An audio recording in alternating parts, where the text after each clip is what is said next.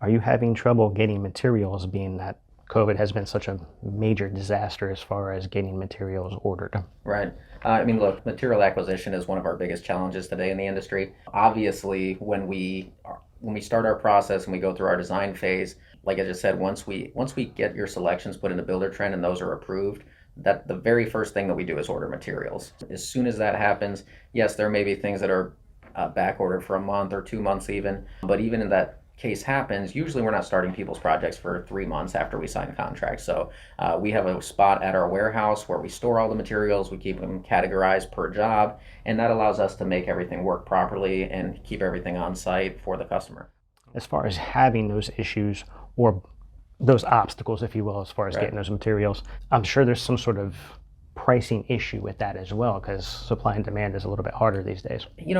We've seen obviously some inflation, and I think across the country right now we're overall at an 8% inflation.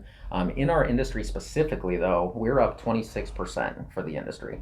So while the average of the nation is 8%, we're up 26%. It can be very difficult, but guys, we don't see it going down anytime soon. It may level off at some point, but your best bet is to go ahead and get the project started now. Right. That way, at least we can order those materials and we can make that work as we go. Obviously, we live in a world of everything you do is online. We go to Amazon for purchases. We order our groceries online. What about materials? Is that something that you can also order online?